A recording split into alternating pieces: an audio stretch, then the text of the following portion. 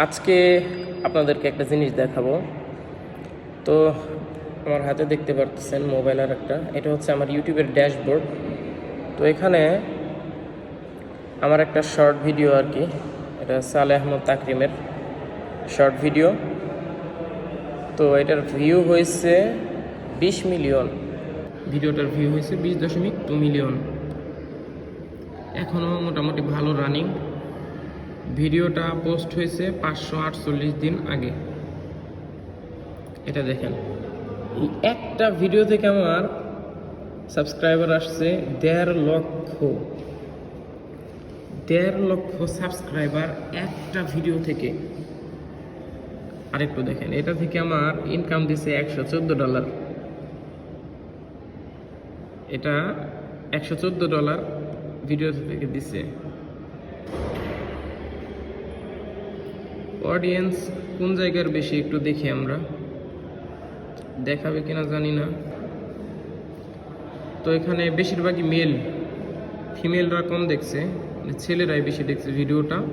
75% ছেলেরা দেখছে, আর 24.9% মেয়েরা দেখছে।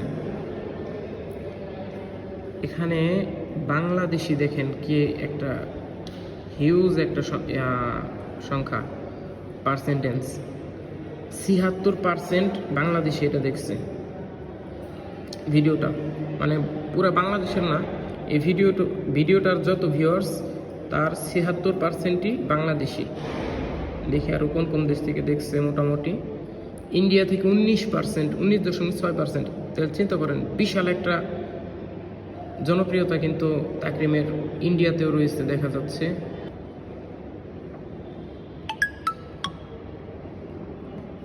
তো বিষয়টা হচ্ছে কি, ইনকাম যাই দিক ভিউ হোক।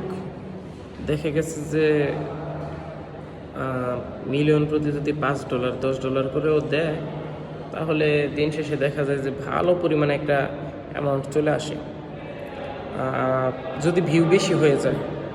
আর যদি কম ভিউ হয় কিন্তু ডলার বেশি দেয়, সেটা তো আর লাভ নাই।